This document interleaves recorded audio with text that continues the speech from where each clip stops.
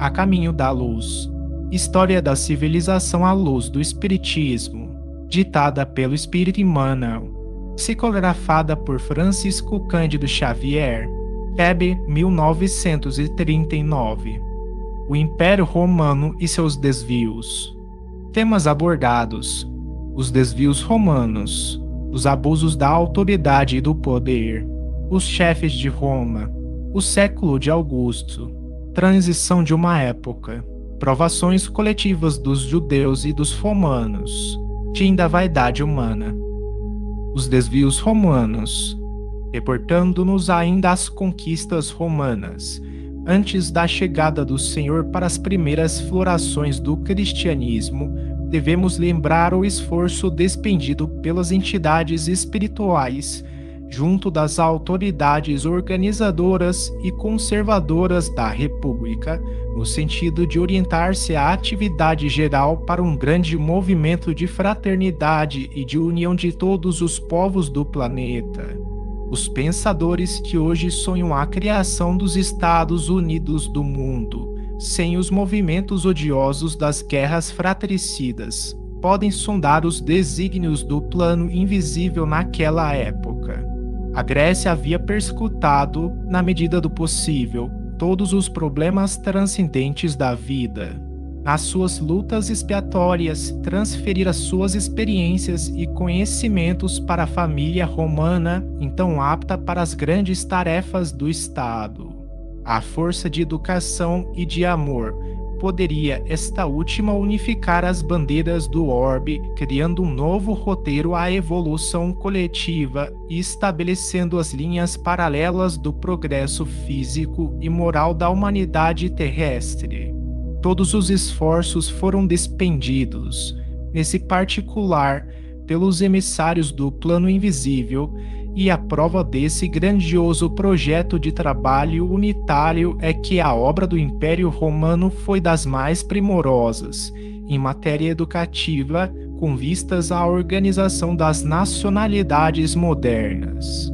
O próprio instinto democrático da Inglaterra e da França, bem como as suas elevadas obras de socialização, ainda representam frutos da missão educativa do Império no seio da humanidade.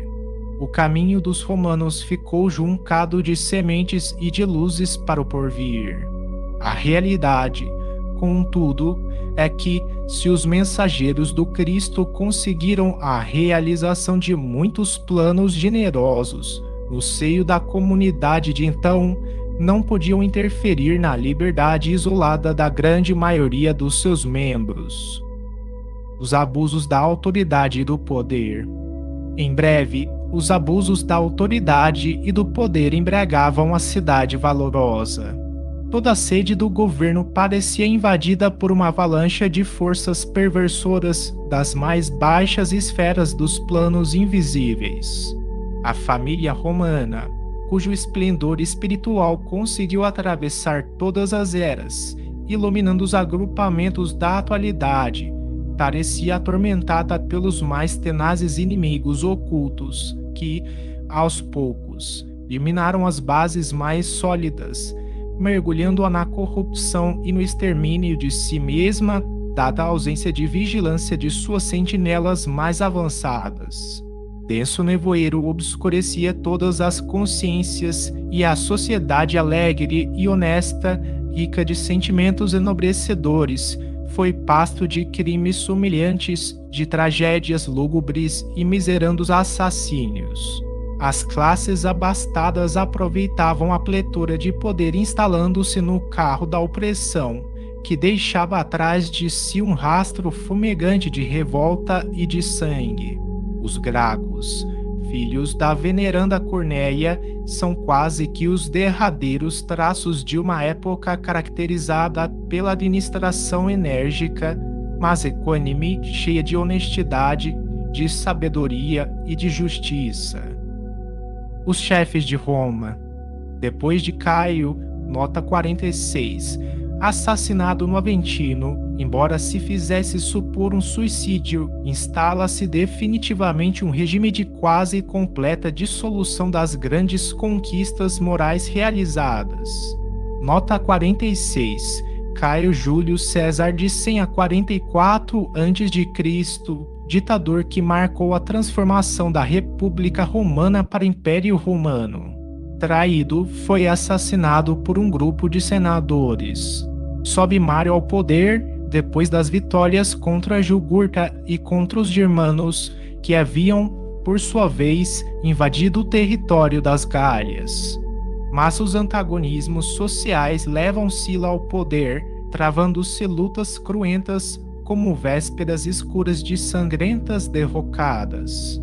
Em seguida, surgem Pompeu e a Revolução de Catilina, muito conseguindo a prudência de Cícero em favor da segurança da cidade. Verifica-se, logo após, o primeiro triunvirato com a política maneirosa de Caio Júlio César, que se alia a Pompeu e a Crasso para supremas obrigações do governo. As citações históricas, todavia, desviariam os objetivos do nosso esforço. Nossa intenção é mostrar que o determinismo do mundo espiritual era o do amor, da solidariedade e do bem, mas os próprios homens, na esfera relativa de suas liberdades, modificaram esse determinismo superior no curso incessante da civilização. Os generais romanos podiam conquistar a ferro e fogo, desviando-se dos objetivos mais sagrados dos seus deveres e obrigações, levando aos outros povos, pela força das armas, os liames que somente deveriam utilizar com a sua cultura e experiência da vida, mas seus atos originaram os mais amargos frutos de provação e sofrimento para a humanidade terrestre, e é por isso que, em sua quase totalidade, entraram no plano espiritual, seguidos de perto pelas suas numerosas vítimas, entre as vozes desesperadas das mais acerbas acusações. Muitos deles, decorridos decênios infindáveis de martírios expiatórios, podiam ser vistos sem as suas armaduras elegantes, arrastando-se como vermes ao longo das margens do Tibre, nota 47, ou estendendo as mãos asquerosas, como mendigos detestados do Esquilino. Nota 47. Tibre, o terceiro maior rio da Itália, que corta as regiões da Toscana à sua nascente, Umbria, Lácio para desaguar no Mar Tirreno. O século de Augusto. Terminados os triunviratos, eis que ia cumprir-se a missão do Cristo, depois de instalados os primeiros Césares do Império Romano. A aproximação e a presença consoladora do Divino Mestre no mundo era motivo para que todos os corações experimentassem uma vida nova, ainda que ignorassem a fonte divina daquelas vibrações confortadoras. Em vista disso, o governo de Augusto decorreu em grande tranquilidade para Roma e para o resto das sociedades organizadas do planeta. Realizam-se gigantescos esforços edificadores ou reconstrutivos. Belos monumentos são erigidos. O espírito artístico e filantrópico de Atenas revive na pessoa de Mecenas, nota 48, confidente do imperador, cuja generosidade dispensa a mais carinhosa atenção às inteligências estudiosas e superiores da época, quais Horácio e Virgílio, que assinalam, junto de outras nobres expressões intelectuais do tempo, a passagem do chamado século de Augusto, com as suas obras numerosas. Nota 48. Caio Cilino Mecenas 60 AC. Queto DC. Foi um estadista romano que protegeu e bancou com seus próprios recursos os artistas, tais como os escritores Virgílio e Horácio.